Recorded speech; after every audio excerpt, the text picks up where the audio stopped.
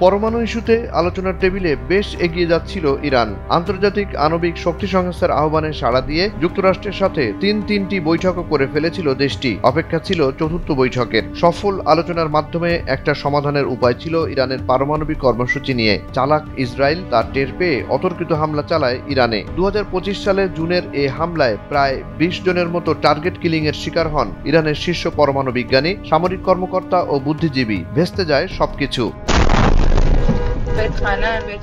ইরানও ধরে ফেলে ইসরায়েল ও পশ্চিমাদের চালাকি। অসীম দেশপ্রেমে উদ্বুদ্ধ ইরানিরা পাল্টা হামলা শুরু করলে নাস্তানাবুদ হতে থাকে ইসরায়েল ও আমেরিকা। প্রায় 2 সপ্তাহের যুদ্ধে ইরানি মিসাইলে কল্পনাতীতভাবে মার খায় ফিলিস্তিনের দখলদার এবং মধ্যপ্রাচ্যের প্রাকৃতিক সম্পদ হরণকারীরা। প্রমাণ হয়ে যায় আন্তর্জাতিক আণবিক শক্তি সংস্থা IAEA এর ছলচাতুরি। এরপর থেকে ইরান IAEA এর থেকে দূরে সরে যায়। দেশটি থেকে বের করে দেয়া হয় IAEA এর সব কর্মকর্তা ও জনশক্তিকে। ইরানের শক্তিমত্তা স্বীকার করে নেয় পশ্চিমারা।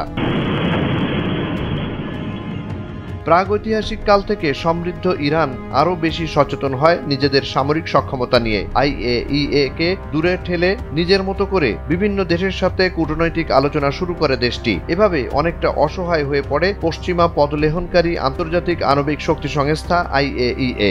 সম্প্রতি আন্তর্জাতিক বিভিন্ন গণমাধ্যমে প্রকাশিত মন্তব্যে ইরানের সর্বোচ্চ জাতীয় নিরাপত্তা পরিষদ সচিব আলী লারিজানি আন্তর্জাতিক আণবিক শক্তি সংস্থার মহাপরিচালকের কর্মক্ষমতাকে লজ্জাজনক, ধ্বংসাত্মক এবং সম্পূর্ণভাবে পশ্চিমা দ্বারা প্রভাবিত বলে অভিহিত করেন। তিনি বলেন, ইরানের কাছে এই সংস্থার আর কোনো মূল্য নেই। IAEA এর তীব্র সমালোচনা করে লারিজানি বলেন, এল বারাদির সময় থেকে সংস্থাটি আজকের মতো কখনো এত ধ্বংসাত্মক ছিল না।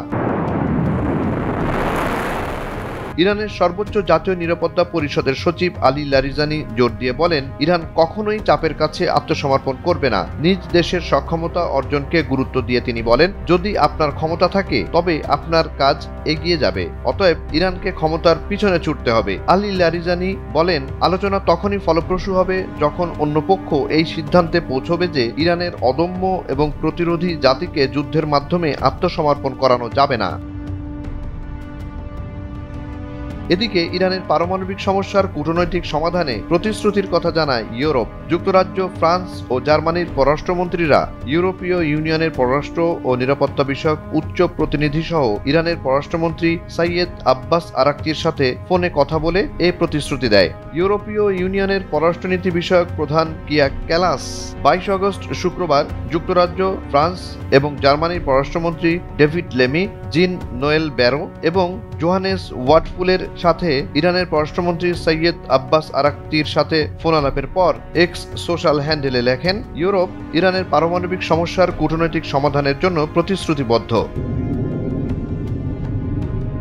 ক্যালাস জোর দিয়ে বলেছেন, নিষেধাজ্ঞা প্রত্যাহারের সময়সীমা দ্রুত এগিয়ে আসার সাথে সাথে মার্কিন যুক্তরাষ্ট্রের সাথে যোগাযোগের জন্য ইরানের প্রস্তুতি নেওয়া অত্যন্ত জরুরি।